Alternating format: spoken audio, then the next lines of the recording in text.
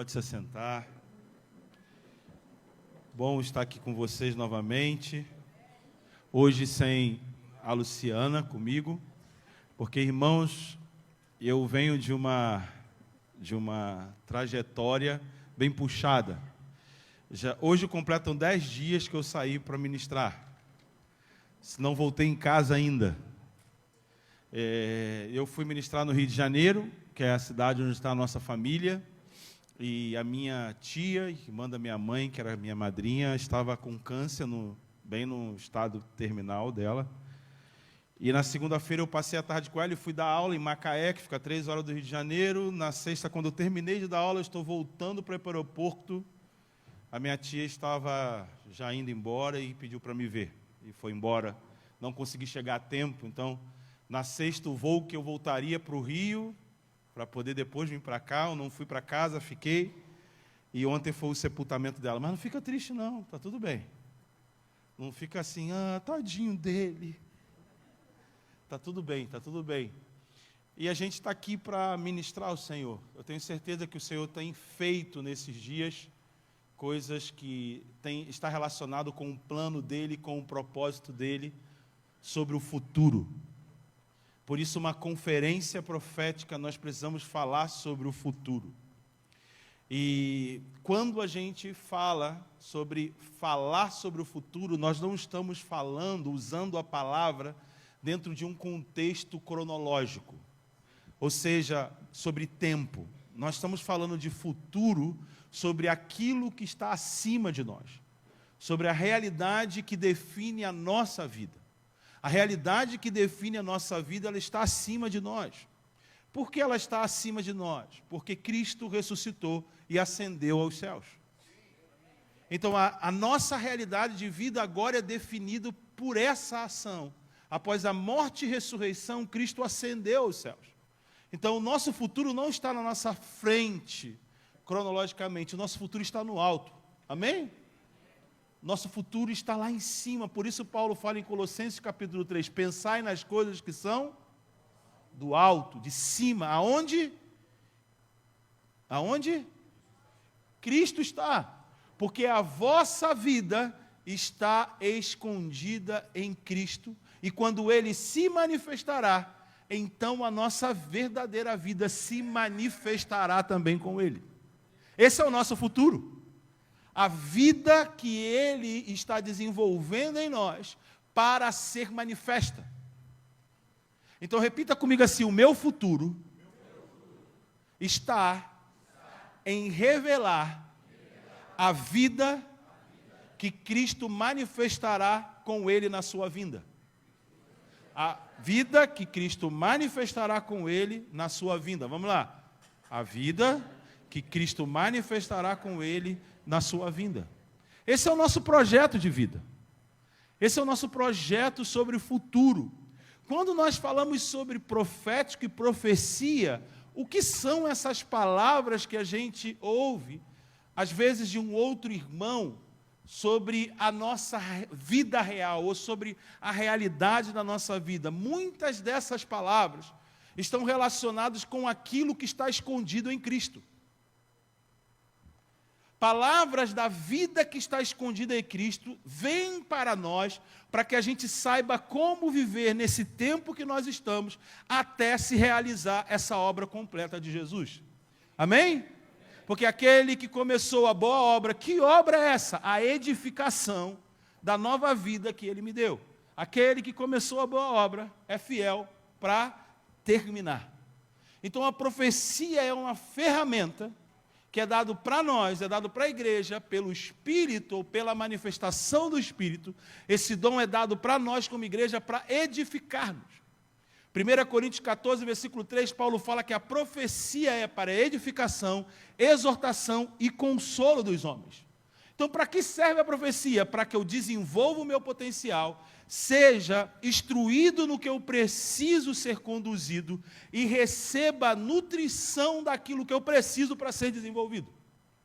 Estamos aí? Então a profecia, ela não é uma solução das nossas circunstâncias presentes. A profecia é uma antecipação dessa realidade da vida realizada em Cristo dado a nós para podermos passar por esse mundo injusto, por esse mundo mau, nos tornando aquilo que nós temos que nos tornar. Então a profecia é uma mensagem preciosa, porque ela traz consigo aquilo que eu sou.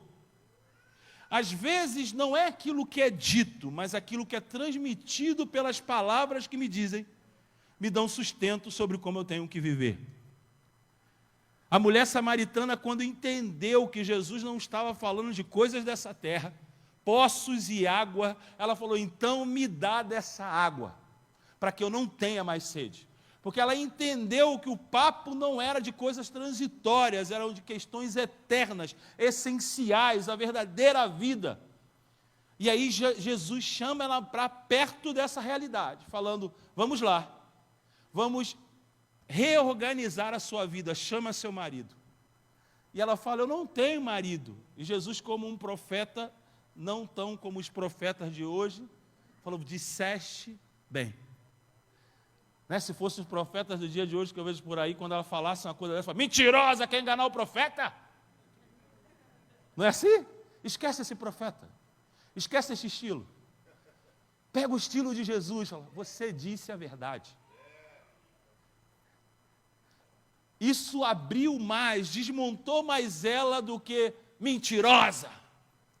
O que abriu ela para a realidade que Deus tinha disponível para ela, foi ele dizer, disseste bem. Sabe por quê? Não são as palavras que você fala, é a mensagem que essas palavras carregam para levar a pessoa para a realidade que Deus quer ela. A mulher samaritana, quando viu que ele era profeta, falou, eu vejo que você é profeta. Então naquela época eles entendiam um profeta diferente da dia de hoje. Porque ela identifica ele como um profeta, porque era alguém que desvendou questões complicadas da sua vida e deu a ela uma perspectiva de que ela poderia viver uma realidade nova. Quando ela falou, estou vendo que você é profeta, aonde adora? Como adora? Eu quero adorar, eu sempre quis adorar. E ele fala, mulher, a hora vem, já chegou, que os verdadeiros adoradores adorarão o Pai em espírito e em verdade. É esses adoradores que o Pai procura, sabe? Talvez se você conhecesse essa mulher samaritana, você nunca a veria como uma mulher procurada por Deus para viver a verdadeira realidade da adoração. Os profetas conseguem ver o que olhos não veem. Eles veem quem Deus procura. E o estereótipo que você dá para definir uma pessoa que atrai Deus é muito diferente do estereótipo que Deus deseja encontrar. Por isso os profetas andam num outro ritmo. Você ia dizer para a mulher samaritana adorar, ela tinha que fazer alguma escola primeiro. Primeiro ela tinha que acertar um monte de coisa. Jesus falou, a hora vem e já chegou. Chegou porque você quer saber, e ela vai vir porque nem todos ainda procuram o que é a verdadeira adoração. Já chegou para quem quer, e vai vir porque ainda tem aqueles que não sabem o que está vindo. Para quem quer saber o que está presente, já é aquilo que vai ser. Isso é o profético. É agora. Mas já vem. Virá, mas é agora. Jesus falou, Elias, se vocês quiserem dar crédito, falando sobre João Batista, ele é o Elias. Jesus é muito gentil, ele fala, se vocês quiserem dar crédito. Ou seja, a decisão está com a gente, em entrar na realidade daquilo que a palavra está operando. Se vocês quiserem dar crédito, ele é, mas Elias virá. Os profetas andam nessa tensão, e virá. Virá ou é? As duas coisas. É porque agora está disponível, mas ainda não é, porque um dia será como realmente tem que ser.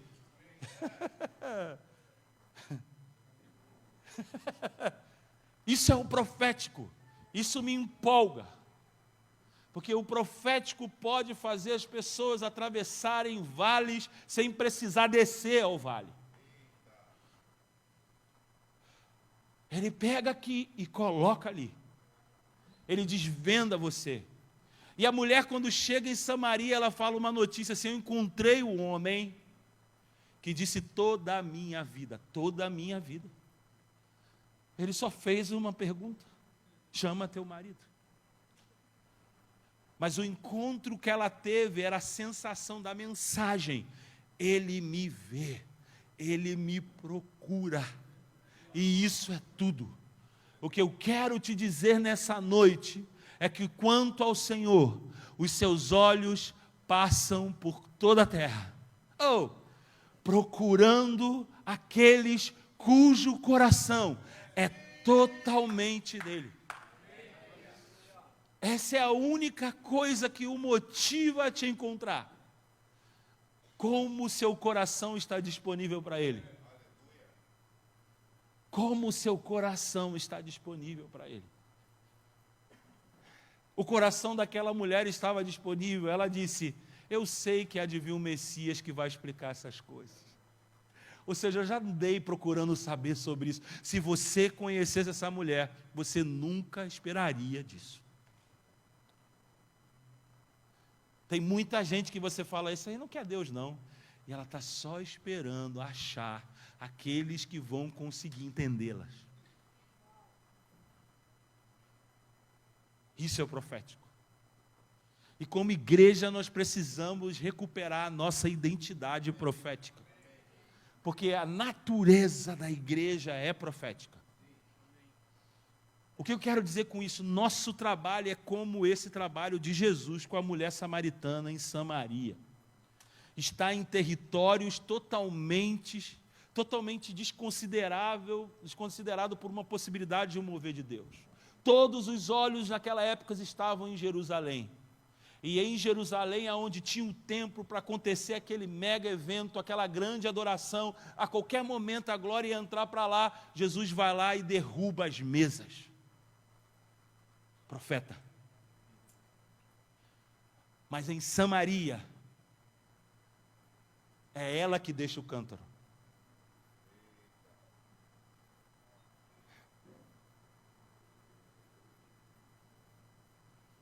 No templo, ele derruba as mesas.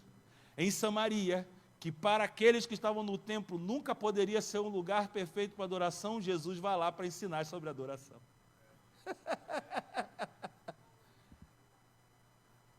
Essa é a identidade profética da igreja. Nós precisamos enxergar como Deus enxerga. Porque nós somos os seus representantes. A nossa natureza é profética, porque representamos. O profético está conceituado pela projeção e não pela predição. A projeção é quando você projeta uma realidade que ainda não consegue ser vista claramente, se encaixando sobre a realidade que nós vivemos. E não prediz, ele projeta, faz a projeção, porque tudo está realizado em Cristo. Nos céus já é conhecido a decisão final: nós vamos descer um dia. Isso é Jesus dizer está consumado. Isso é Jesus ter tomado o livro e ter aberto os selos. Sabe o que quer dizer isso? Nós que estamos aqui no céu, um dia vamos descer para a terra. E vamos fazer esse negócio de novo ser um só. Então vi um novo céu e uma nova terra.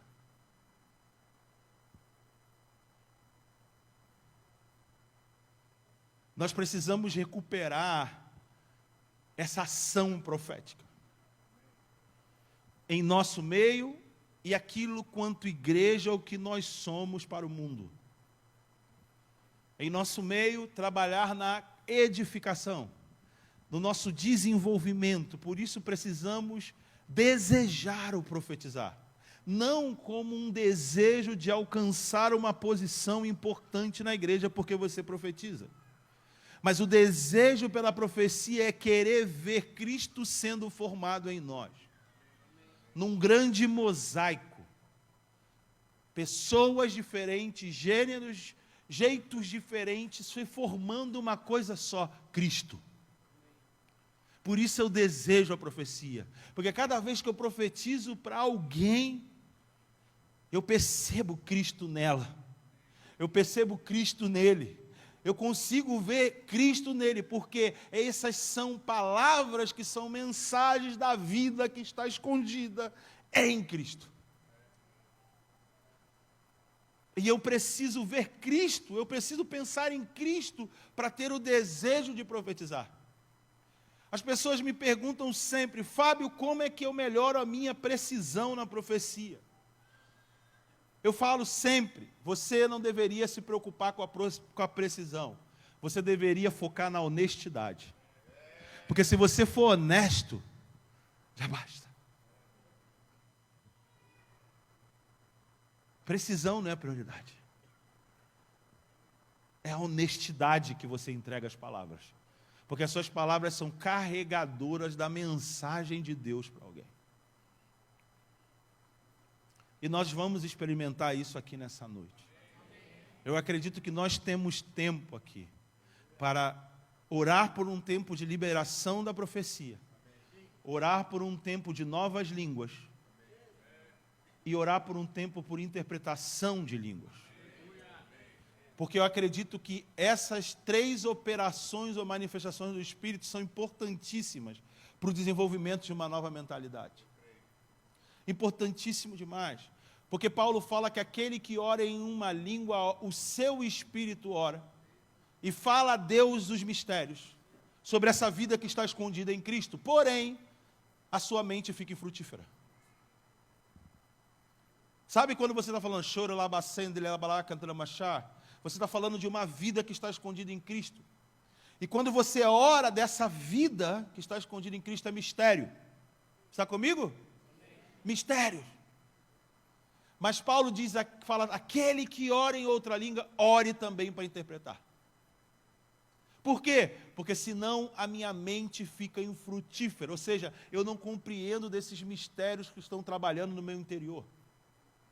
E o objetivo, a finalidade da nova aliança, Jeremias 31, 31, Hebreus 10 e alguma coisa, algum versículo diz assim: eu colocarei a minha lei no seu coração e inscreverei na sua mente.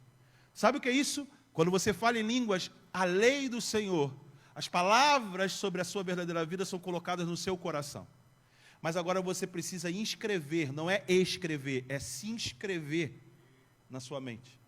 Ingressar essas palavras na sua mente.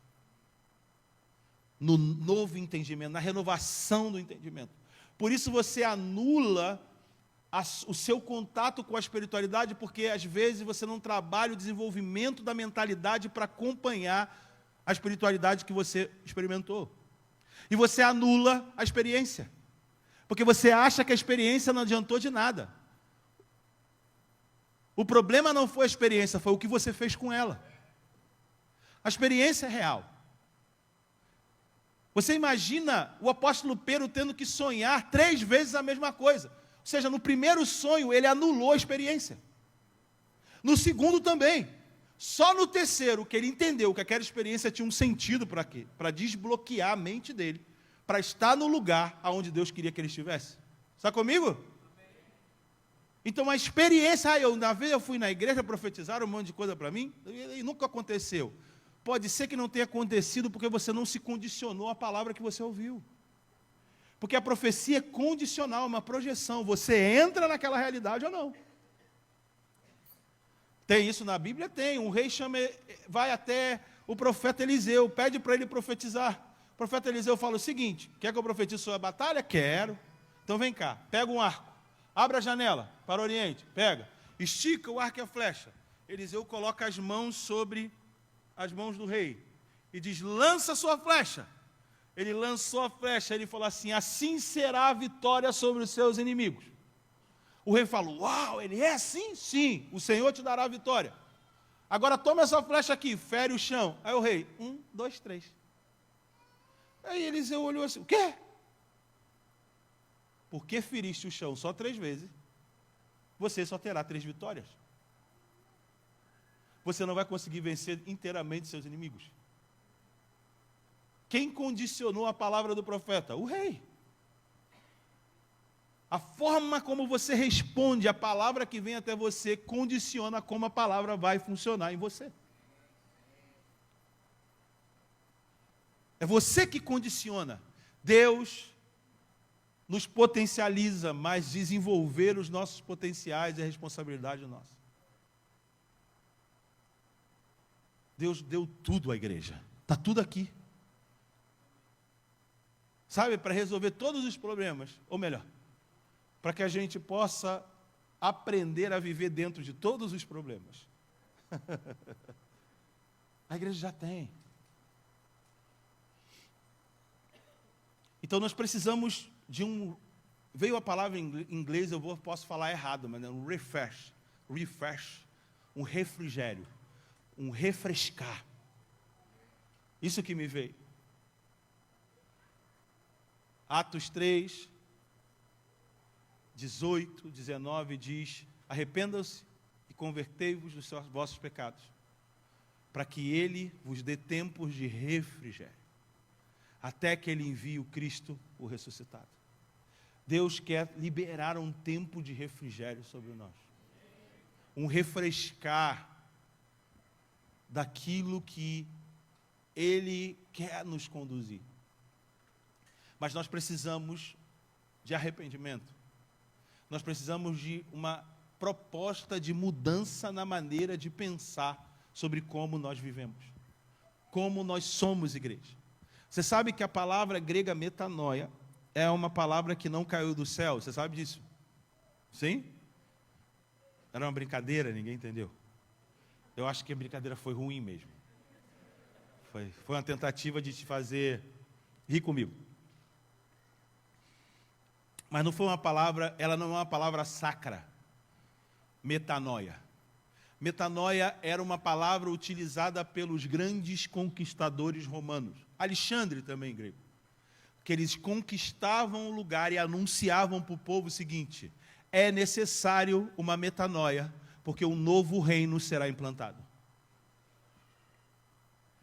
Vocês não vão mais poder viver como vocês estão acostumados a viver. Essa era a mensagem que o imperador proclamava quando tomava um território. Metanoia. Agora você entendeu porque João Batista começou falando: arrependei-vos, porque é chegado o reino dos céus.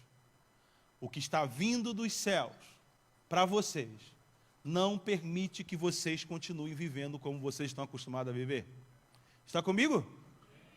Está tudo bem aí? Sim. Nós precisamos dessa metanoia constante. E os profetas, eles são responsáveis de estar fazendo a manutenção da metanoia, trabalhando essa mudança de mente. Um grande homem de Deus, Mike Bickle, disse que a profecia, às vezes, ofende a mente para revelar o coração. Ofende a forma que você ouve as coisas. Inclusive agora, nesses minutos, você pode ter ficado chateado com alguma coisa que eu disse. Mas saiba, não é o que eu disse, é o coração que você tem que te deixou chateado.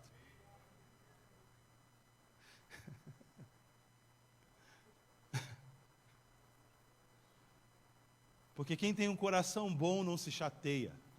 Ele sabe tirar coisas boas de tudo que lhe acontece. Um homem sábio tira do seu tesouro coisas velhas e coisas novas. Assim é um homem adestrado no reino dos Deus, no reino dos céus. Você sabe do que está acontecendo, do que está sendo dito, eu posso extrair, antes de menosprezar. Quem faz isso é uma pessoa insensata, que já despreza. Às vezes nós somos assim, insensatos. Ah, não, é assim que eu penso, não quero nem ouvir. Insensato. Você sabe que você pode melhorar o seu pensamento ouvindo alguém que não pensa igual a você. Eu leio livros que são contrários ao que eu creio. Eu leio livros sensacionistas, porque eu quero saber por que ele não acredita. E cada vez mais que eu leio livros de homens que não acreditam na continuidade dos dons, eu tenho certeza que os dons estão aí. E eu consigo achar os gaps, aonde eles dão mole. Porque eu vou atrás daquilo sem querer eliminar a pessoa, eu só quero aprender mesmo. Eu só quero saber mesmo. Por isso que O profeta João, de Apocalipse, a cada mensagem para a igreja, ele termina dizendo o quê? Vamos lá, fala para mim. Quem tem para ouvir, ouça. Quem tem ouvido aqui? Levanta a mão, sim. Sim, isso. Amém. Mas ouve?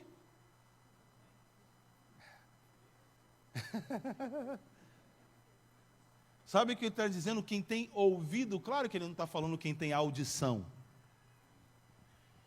Ele está falando aqueles que sabem ouvir o que está sendo profetizado. Ouça. E cada mensagem para uma igreja está chamando a atenção dela para que ela não perca ou desenvolva a sua identidade profética. Porque ela está perdendo a essência do sentido dela na cidade onde ela está. E o livro de Apocalipse é um livro muito estratégico dentro do plano de Deus. Porque essa revelação que acontece, ela acontece no momento crítico da igreja, porque os primeiros pais, os primeiros apóstolos que caminharam com Jesus e Paulo já tinham morrido.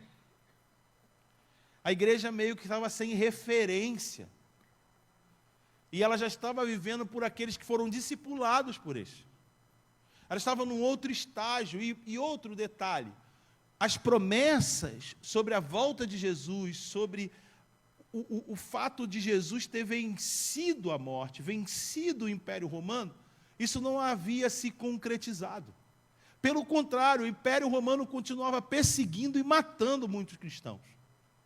E a sensação que eles tinham era o seguinte: nós estamos perdendo. As coisas não estão sendo bem como a gente pensou que seria. Será que é isso mesmo?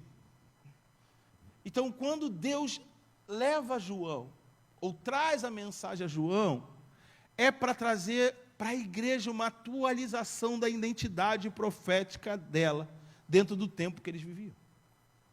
Era para acender a igreja. O livro de Apocalipse, no capítulo 1, versículo 1, fala a revelação de Jesus Cristo que Deus deu para mostrar aos seus servos acontecimentos que ocorrerão em breve. E ele enviou o anjo para apresentá-lo ao seu servo João. Olha essa dinâmica aqui. É uma revelação de Jesus, então não é uma revelação sobre os fins dos tempos. Nunca leia Apocalipse sobre essa ótica. É uma revelação de Jesus, diz. Que Deus lhe deu, Deus deu, para mostrar aos seus servos, que dentro do contexto do livro de Apocalipse, servos são os profetas, os acontecimentos que ocorrerão em breve. E esse em breve não é rápido, mas é que certamente acontecerá. O breve não é uma colocação de tempo, mas é uma afirmação de uma certeza do que eu estou mostrando vai acontecer. E a dinâmica é, ele enviou um anjo para apresentá-la ao seu servo João. Olha que legal. Deus envia um anjo, ou Jesus envia um anjo para apresentar a sua revelação a João. Tanto que você continua lendo, você vai ver que João, ele tem um encontro, a sua primeira visão, no versículo 10, que ele diz, era dia do Senhor, e me vi tomado pelo Espírito. Essa palavra é boa, né? NVT, tomado, ou em Espírito. E de repente, atrás de mim, uma forte voz como uma trombeta, toca uma trombeta, e a voz dizia, escreva no livro tudo que você vê. Preste atenção, escreva no livro tudo que você vê. Ele não está falando, escreva o que você ouve. Profeta não ouve, profeta vê. Ele vê. Deus permite ele enxergar a realidade espiritual sobre aquela situação, sobre as circunstâncias. Então ele fala o seguinte, você vai ver, e envie as 7 igrejas na cidade de Éfeso, Esmirna, Pérgamo, Tiatira, Sardes, Filadélfia e Laodiceia. Olha só, quando eu me voltei para ver quem falava comigo, vi 7 candelabros de ouro. Em pé entre eles havia alguém semelhante ao Filho do Homem. Vestia um manto comprido com uma faixa de ouro sobre o seu peito. É lindo isso aqui, porque João, quando ele ouve o que ele precisava ver e anotar, a primeira coisa que ele vê é um sumo sacerdote fazendo o seu serviço sacerdotal. Porque o sumo sacerdote tinha essa função de ministrar entre o candeeiro, acender as lâmpadas, para não deixá-la apagar. Então o sumo sacerdote, ele entrava no santo lugar, e ele acendia as lâmpadas com o óleo da unção, e ficava ali, vigiando sobre aquelas lâmpadas acesas, que representavam, tanto no templo como no tabernáculo, os olhos de Deus sobre o seu povo. Deus vendo do que o seu povo precisa e enviando sobre eles daquilo que ele precisa, conforme o seu cetro espírito. Ok? Por isso, 7 lâmpadas diante do seu trono, 7 tubos no candeeiro e 7 candeeiros. E olha que interessante, esse sumo sacerdote está ministrando o que João vai dizer no versículo 8, versículo 20, que as 7 estrelas são os anjos, os mensageiros, que estão diante do trono, e as 7 igrejas, os 7 candelabros. Os 7 candelabros são as 7 igrejas. Então aqui, na visão, João está vendo o que a igreja é dentro da sombra, na realidade do que Deus mostrou há muito tempo a Moisés. Quando Deus mostrou para Moisés o candeeiro, Deus estava querendo revelar uma igreja. Está comigo? Que seria os seus olhos ou seu espírito espalhado sobre toda a terra. Então a lâmpada, obrigado. A lâmpada tem essa representação. O candeeiro, o candelabro é a igreja, que Deus libera através dela do seu espírito sobre toda a terra. O seu testemunho, a iluminação que a terra precisa, porque a terra está em escuridão, e a igreja é a lâmpada que ilumina. E é interessante a gente começar a ver, e a gente vai discorrer aqui algumas passagens que trabalham com o mesmo objeto, e como esses objetos vão apontando para o funcionamento profético. As lâmpadas sempre estão relacionadas com o funcionamento profético. Olha aqui em 1 Pedro, cadê 1 Pedro 1? 1 Pedro não, 2 Pedro, primeiro esse aqui, 2 Pedro 1,12. Temos a mensagem que os profetas proclamaram, que é digna de toda confiança.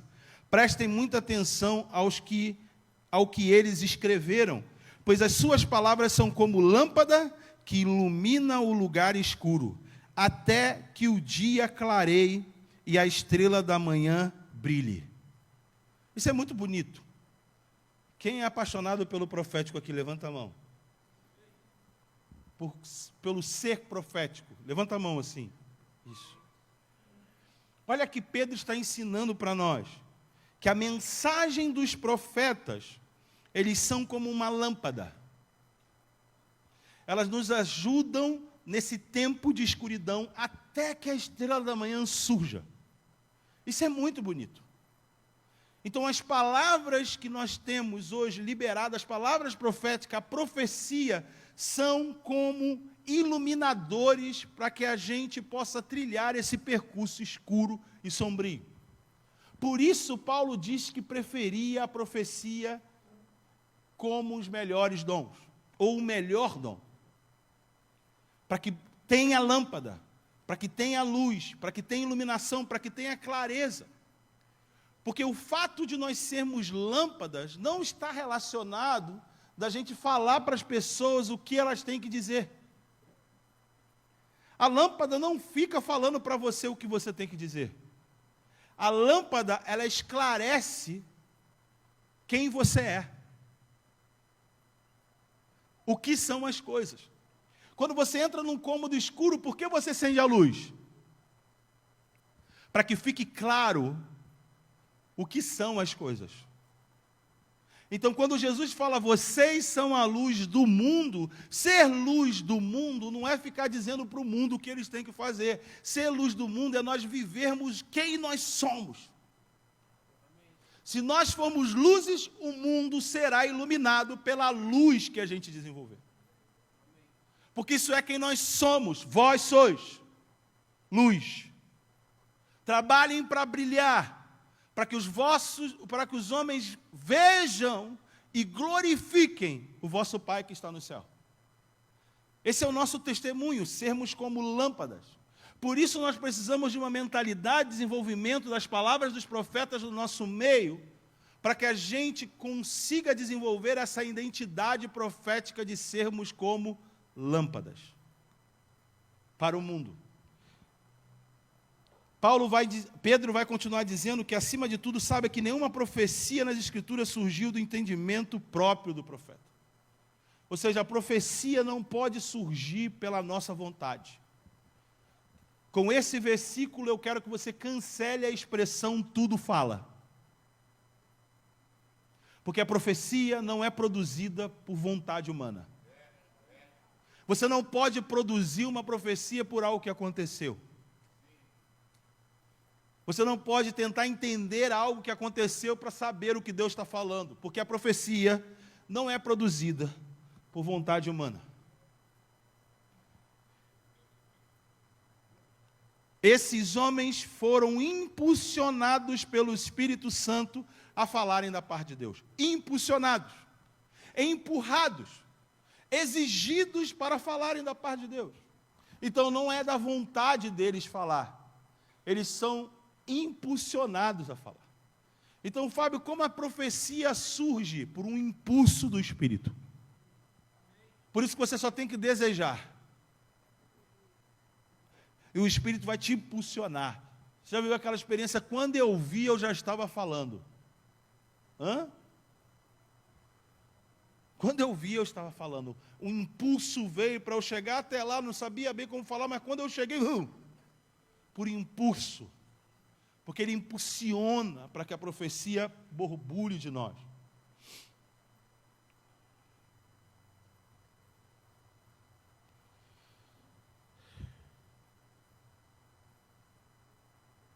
João 5,35, Jesus falando sobre João o Batista, vai falar, João era como uma lâmpada que queimava e brilhava, e por algum tempo vocês se empolgaram com a mensagem dele. Olha que interessante, Jesus apresenta João como uma lâmpada. Ou seja, o funcionamento profético de João, a sua mensagem trazia um esclarecimento de quem ele era para as pessoas. Uma lâmpada, um testemunho daquilo que Deus estava mostrando naquele tempo. Isso faz parte da identidade profética.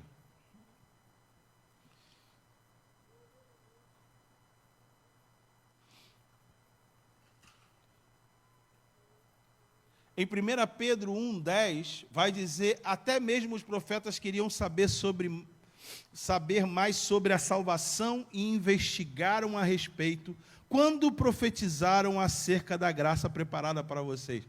Eles profetizaram sobre aquilo que era preparado para nós e investigaram o que profetizaram.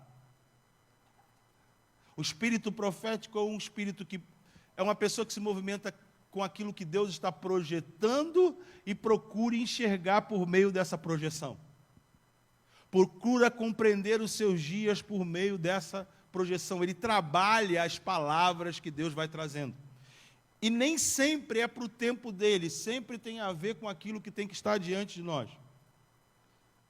Buscavam descobrir o tempo e a ocasião que se referia o Espírito de Cristo que neles estavam, ao predizer os sofrimentos de Cristo e a sua grande glória posterior. Foi-lhe dito que suas mensagens não eram para eles, mas para vocês. Nunca é para nós, é para o outro. Sempre para o outro, é para o outro. Que o outro compreenda melhor, que o outro chegue melhor, que o outro vá mais longe que eu, que o outro. Se a gente tem esse cultivo de mentalidade no nosso meio, nós sempre vamos estar trabalhando com projeções. Sempre nós vamos estar vendo pessoas no lugar certo dela. Nós vamos entender os tempos das pessoas. E aí a questão do tempo sobre futuro mesmo, sobre uma ordem cronológica.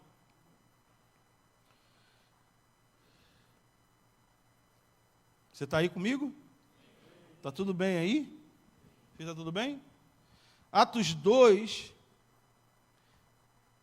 38, a parte B do versículo diz: e recebereis o dom do Espírito, para vós outros é a promessa para os vossos filhos, para todos que ainda estão longe, isto é, para quantos o Senhor nosso Deus chamar.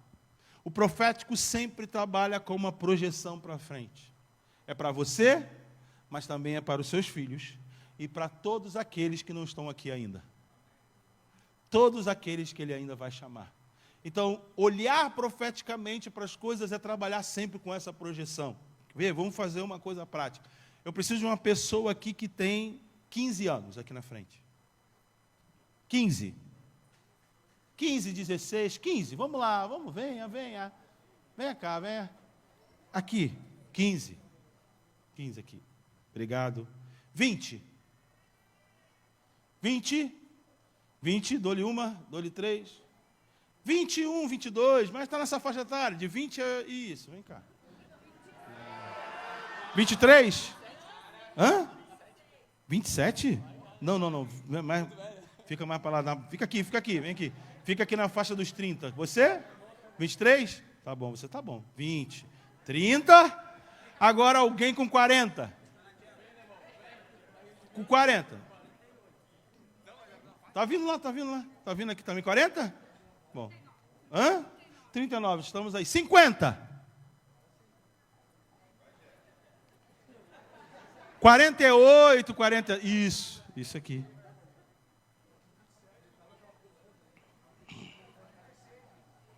Será que eu consigo, Ismael? Ei, eu consigo.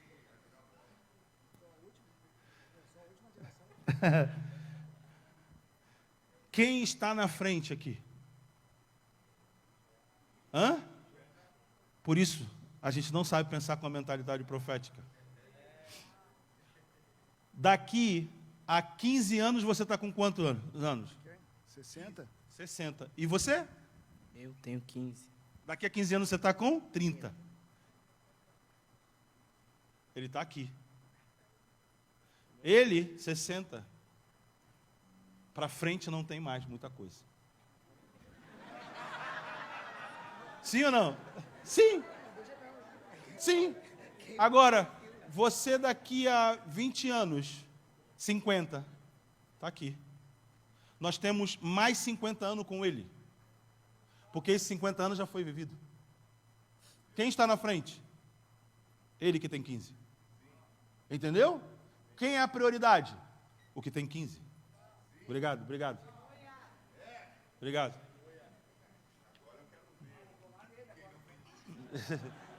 Aqui está quase 50. Você entende o que é projetar?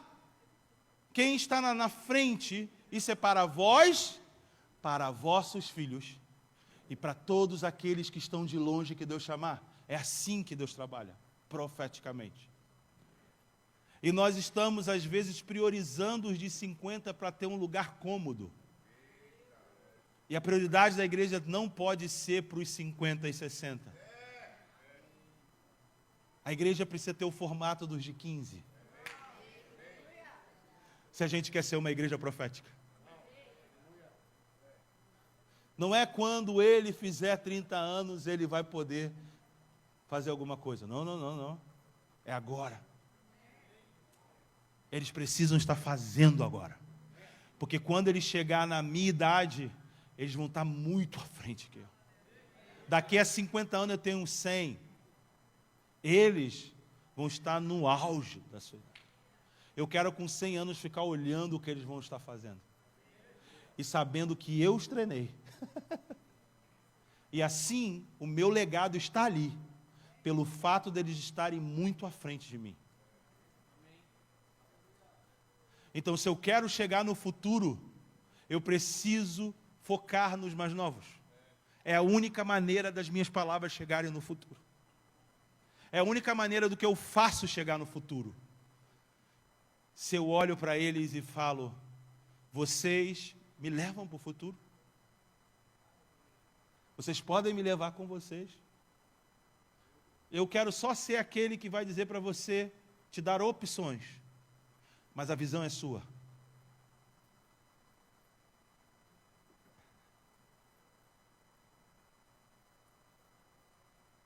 Porque quem vence o maligno são os jovens. E às vezes a gente perde porque não são eles que estão lutando.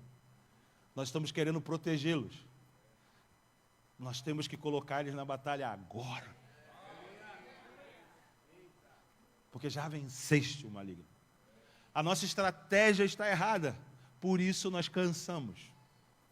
A geração do deserto que cansa eram os mais velhos. Eu não sou um Josué. Eu não quero ser um Josué, porque Josué chegou uma hora e disse, eu não sei quanto a vocês, eu e minha casa serviremos ao Senhor. Errado no tá, mas eu gosto de Caleb. Eu tenho 80, mas eu estou com o vigor dos 40, e eu vou tomar as cidades que faltam ser tomadas. Josué é um cara que se acomoda porque viveu muita coisa com Moisés. Mas Caleb, ele falou, todas as cidades, todos os territórios eu vou tomar. E vou tomar Hebrom, tomou Hebrom. E Hebrom foi o lugar que Davi foi ungido. Preparou o lugar para o futuro. E eu quero preparar os lugares para o futuro. Não importa se eu não vou estar mais lá. Mas o que importa é que eu preparei aquele lugar. Preparar o lugar. E eu quero ir concluindo para uma história de um menino que representa muito o que a gente precisa nessa geração. E a história dele está em 1 Samuel capítulo 3. Você sabe de quem eu vou falar. Mas eu quero chamar a tua atenção para o contexto da época em que esse menino é formado. Fala que a palavra do Senhor era muito rara e as visões não eram frequentes. E os olhos de Eli já começavam a se escurecer ao ponto de não ver. Aqui a gente está vendo um menino de 12 anos e um senhor de idade liderando um sacerdócio. Lembra que a gente falou? Cristo está andando no meio da igreja. A igreja é a lâmpada. E aqui começa falando de um retrato, de uma realidade do povo. O povo não tinha palavras, não havia mensagens, não havia profecia, ou melhor, era raro. E é o tempo que nós estamos. As mensagens de proféticas são raras. Há muito prognosticadores, há muitas pessoas tentando adivinhar quem é o próximo presidente.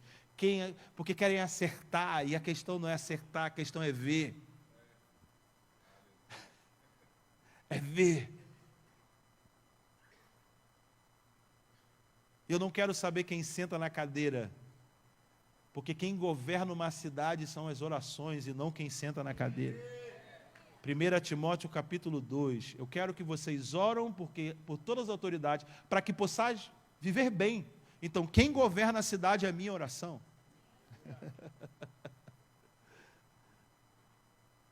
O que governa uma cidade é a minha oração. Se eu acompanho o desejo de Deus, o desejo de Deus é que todos sejam salvos. Então eu oro pelo desejo que Deus tem, que as pessoas sejam salvas, para que eu possa viver bem no lugar. Isso que governa uma cidade. E aqui nós estamos vendo uma geração com expectativas e outra que já está sem nenhuma expectativa, porque não conseguiu administrar bem. E o versículo 3 vai dizer, tendo deitado Samuel no templo do Senhor. Onde Samuel deitou? Dentro do templo. E diz que em que estava a arca, antes que a lâmpada do Senhor se apagasse. Ele estava eu imagino um menino deitado assim, olhando para a lâmpada. E o que tem na lâmpada? Nada.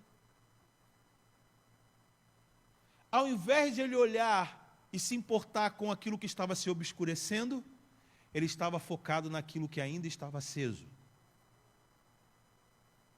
Eli, o seu sacerdócio, por causa dos seus filhos, obscurecia.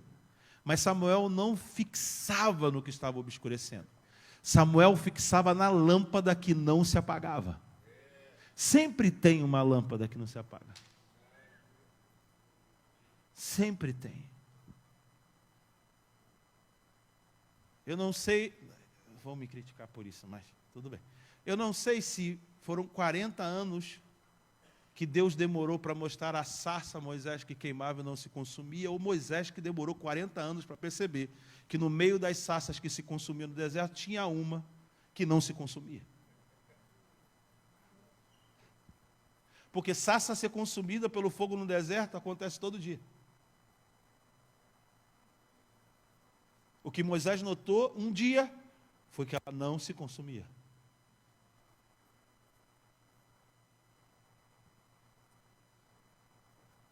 Porque os olhos de Moisés poderiam estar sempre focados nos problemas que ele viu. Eu matei um homem, eu fugi de lá.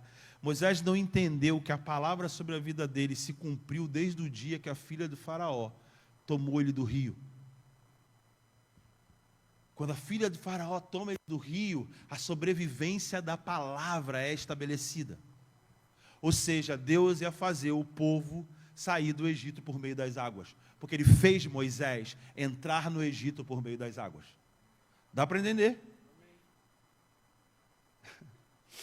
O cumprimento de uma palavra não acontece quando ela termina de completar. O cumprimento acontece quando se inicia aquilo que foi dito que seria cumprido. Não tem como reverter. E Moisés, como nós, temos dificuldade de entender isso, porque calculamos a nossa vida, os nossos erros, todos os percalços da nossa vida, nós não conseguimos aceitar, porque a palavra é uma e o que eu fiz com a minha vida foi outra coisa, não tem como mais. Mas ele não se lembra que as parteiras protegeram ele, ele não se lembra que a filha de Faraó achou ele de um rio.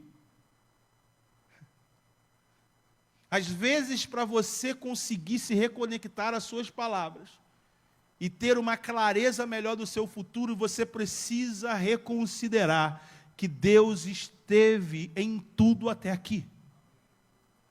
Não importa o que você fez com a sua vida, mas tem como você ter um refrigério. Tem como isso tudo ser utilizado ainda para que você sirva para o propósito específico que você nasceu. Talvez por causa das suas decisões da sua vida, você vai aumentar as dificuldades, aumentaram as dificuldades para você. Mas isso não quer dizer que a palavra se apagou. Isso não quer dizer que Deus não quer mais você. As dificuldades, elas são por causa das nossas escolhas.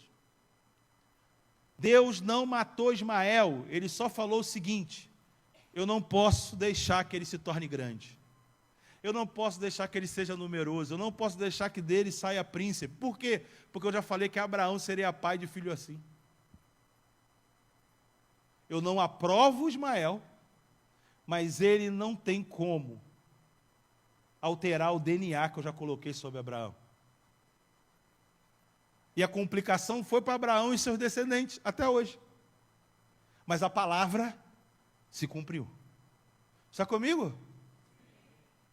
Nós sempre temos uma boa ideia para tentar ajudar no cumprimento de uma palavra.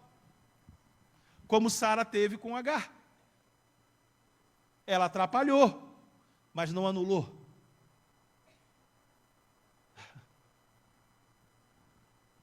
Está entendendo? Não anulou. A palavra ainda está viva em você. Porque desde quando você ouviu, ela entrou no seu DNA. Quem tem ouvidos para ouvir, ouça. O ouvir gera a palavra. Por isso que a fé vem pelo ouvir e o ouvir pela palavra de Cristo. Quando você se adestra a ouvir pela palavra de Cristo, as palavras ganham forma de uma verdadeira vida sobre você. Porque é por Cristo que vivemos. E quando eu comecei a falar isso, eu comecei a ver palavras que você havia já sepultado, desconsiderado sobre a sua vida. Por causa do que você fez com a sua vida. Mas agora eu entendo melhor ainda por que um refrigério. Porque ele vai fazer você voltar a viver essas palavras, viver por essas palavras. e entender que não é só de pão que vive o homem, mas de toda a palavra que sai da boca de Deus.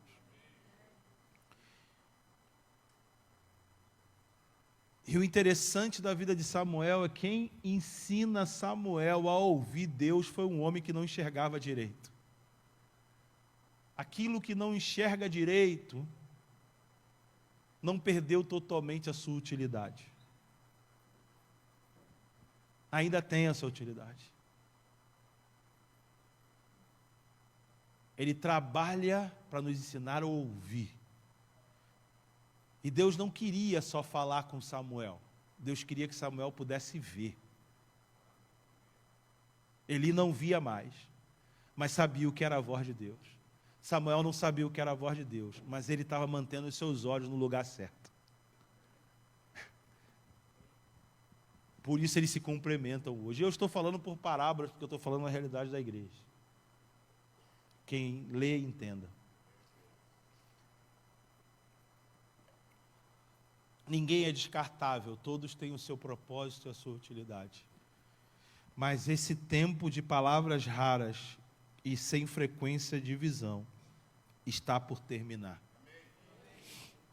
Porque eu tenho certeza que existe uma geração que está focado na lâmpada. Está focada na lâmpada. E o processo de Samuel é que ele crescia. Desde Dan até Berseba, ele foi sendo confirmado como profeta do Senhor. E continuou o Senhor a aparecer a ele em Siló, enquanto por sua palavra manifestava ali Samuel. Interessante o processo, nós não podemos esperar coisas instantâneas. Samuel teve que crescer. As palavras precisam crescer. Nós precisamos crescer, nós precisamos ganhar estatura. A identidade profética da igreja precisa crescer, para que então o testemunho percorra fronteiras e haja a confirmação, ok, eles têm a lâmpada, para que a palavra do Senhor continue a se manifestar a nós, e as pessoas vêm nos consultar de novo. A igreja profética, um processo que tem a ver com a igreja, tem a ver com a vida de alguém que se desenvolve como profeta. Não é instantâneo. Você, jovem profeta, escuta, tem que crescer, tem que se espalhar e as pessoas reconhecerem, o Senhor confirmar a sua palavra, não deixar cair palavras, até que pela palavra do Senhor de novo se manifestando a você, as pessoas dizem, Samuel é um vidente. Samuel é um profeta. Vamos consultar ao Senhor por meio de Samuel. Eu acredito que hoje a igreja deve assumir esse papel. Nós precisamos receber o mundo para nos consultar. Nós não estamos aqui como juízes, meu irmão.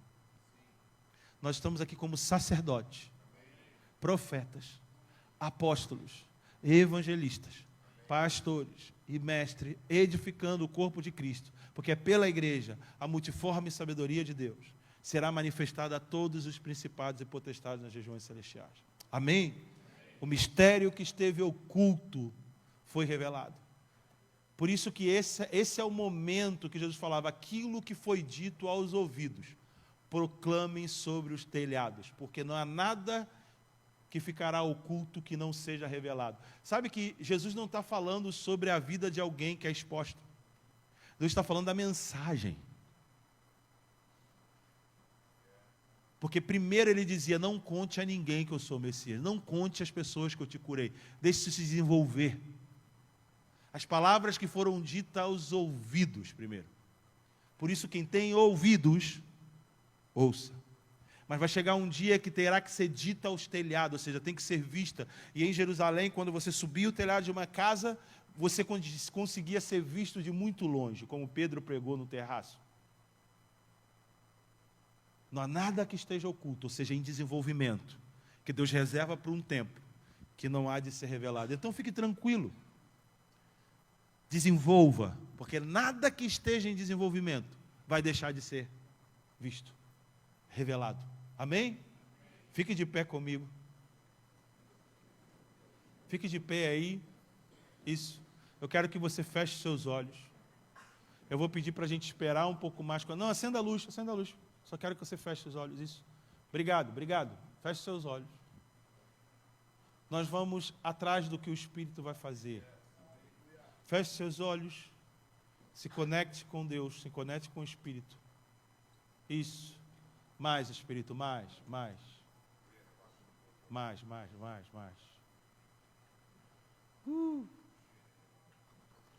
Fecha seus olhos e respira a brisa. Mas esse frescor que você está sentindo é o que eu falei, e é a profecia sendo preparada em você. Mais, Espírito, mais, por favor, aumenta aqui a medida do que você quer fazer. Nós pedimos, nós rogamos, aumenta a medida aqui, mais. Isso, continue aí. Continue nisso, conectado.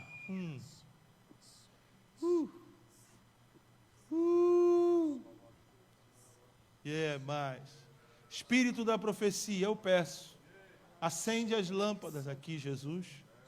Mais uma. Mais.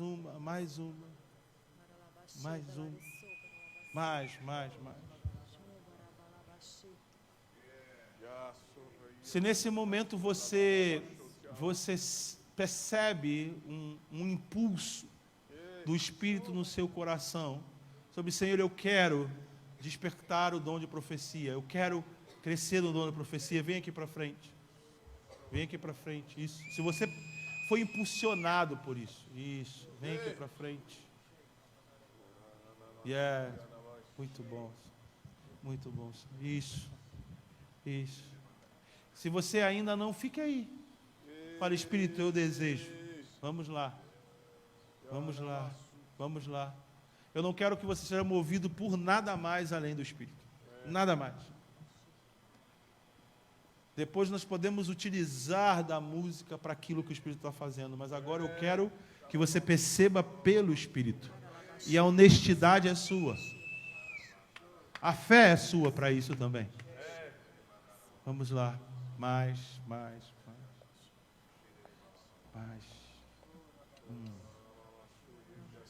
Mais o teu refrigério aqui. Aumenta as medidas.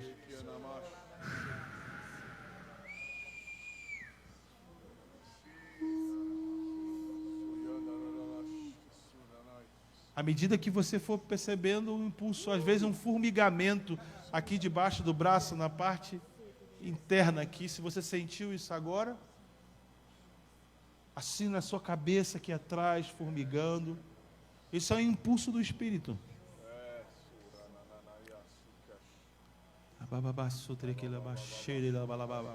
Mais.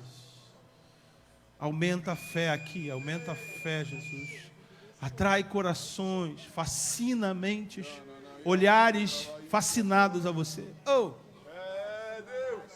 Jesus, você, no dia do Senhor, em espírito, mostrou a João. Eu peço que esse seja um dia do Espírito. Marcando corações, mexendo com mentes aqui. Ativando o profético, a profecia que comunica, a profecia que libera.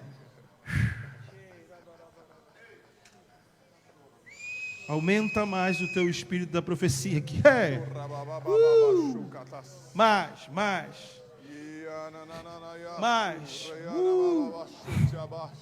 Mais, Espírito Santo, isso, libera a profecia, unge a cabeça dele. Mais. Mais.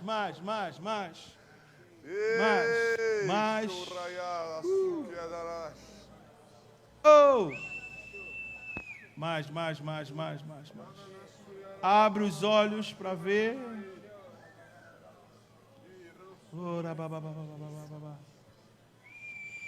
Abre os olhos para ver desses jovens, Senhor, como Samuel. Uma experiência profunda do teu Espírito. Mais. Senhor, eu peço que o espírito da profecia seja transmitido aqui. Mas, refrigério, Senhor. Recupera o coração para interceder. Você vai voltar a ver. Você pediu para parar de ver, porque quando você via era inútil. E agora Ele vai te fazer ver.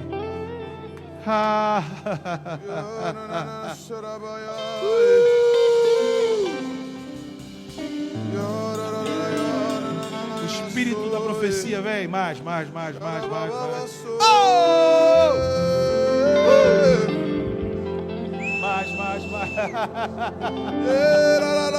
Desde o seu nascimento, desde o ventre da sua mãe, mais. Vamos lá, Deus, mostre para eles que você já havia eles.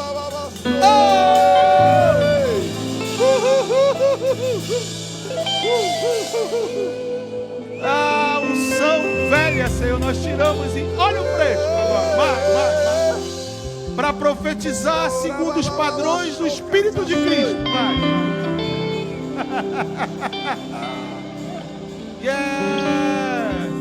Transmita mais da energia do teu poder aqui, ativando dons para liberar danças novas. Danças novas. Movimentos que comunicam além do raciocínio.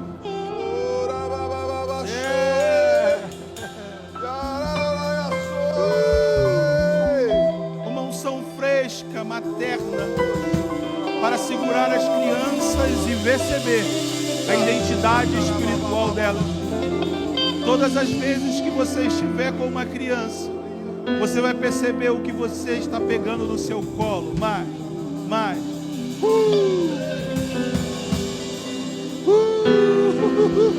Como uma espada que penetrou no coração de Maria. E você sentirá aqueles que são destinados ao martírio. Mais. Profecia. Orações criativas. Orações como incenso. Experiências com cheiro. Aumenta.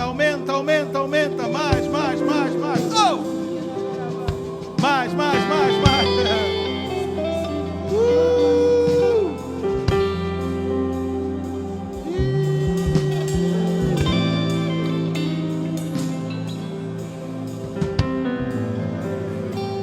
Mais. Todo sentimento de descrédito é retirado agora.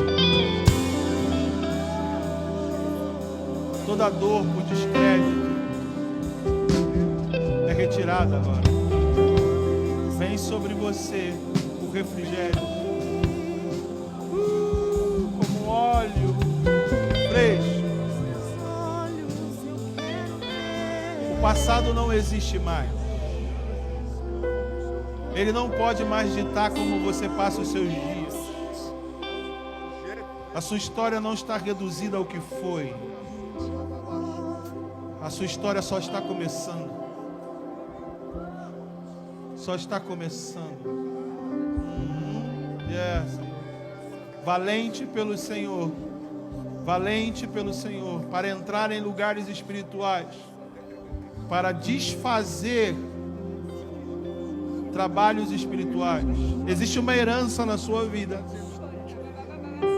de mulheres assim, guerreiras, que sabem se movimentar por realidades espirituais. E vem sobre você uma unção fresca.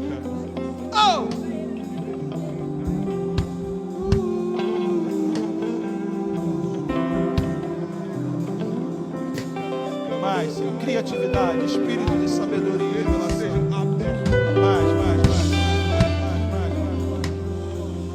Vamos lá, adore o Senhor. Você que está nesse salão, não coloque a expectativa no que está acontecendo, mas honre aquele que está fazendo as coisas acontecerem. E o nome dele é Yeshua, Jesus, o Messias.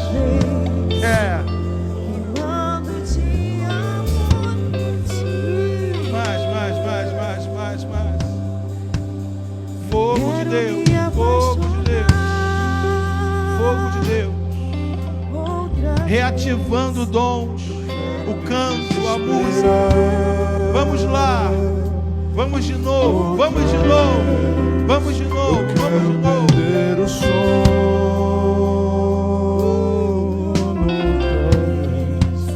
queimando de amor por si. Mais. Aumenta a transmissão do teu espírito aqui, Senhor. Aqui está uma mulher que carrega um incenso, um incensário. Obrigado porque esperança é o que ela carrega. E você ensinou a ela a pensar com esperança. Muitos de vocês estão recebendo dons novos. Muitos de vocês estão sendo atualizados nos próprios dons. Abre os meus olhos, eu quero ver. Ele é seu pai, ele cuida de você. Abre o meu coração, quero O que ele quer ser para você como um pai. de amor. Ele não te exige. Ele só recebe. De amor. Ele só aceita.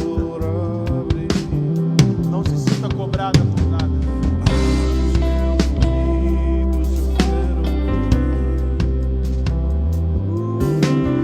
Abre os meus olhos, eu quero ver. Se você não veio para cá e teve a percepção da experiência que eu disse, não veio aqui para frente, venha. Ainda é o seu dia. Profecia.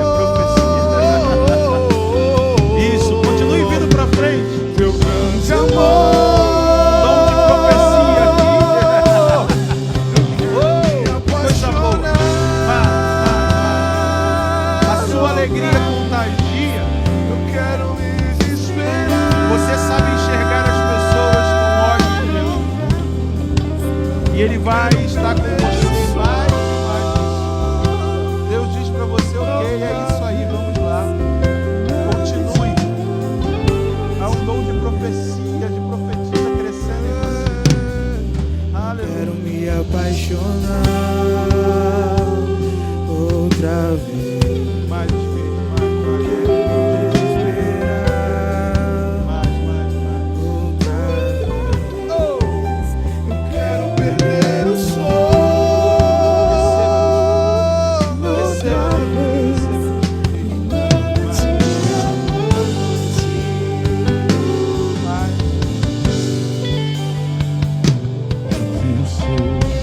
Eu tenho fome de ti. Eu tenho sede, eu tenho fome. Vamos lá, cante isso. Fome de ti, eu tenho sede, eu tenho fome. Fome de ti, eu tenho sede, eu tenho fome. Eu tenho sede, eu tenho fome. Fome de ti, eu tenho sede, eu tenho fome. Fome de ti, eu tenho sede, eu tenho fome. Fome de ti, eu tenho sede, eu tenho fome. Fome de ti, eu tenho sede, eu tenho fome. Fome de ti, eu tenho sede, eu tenho fome.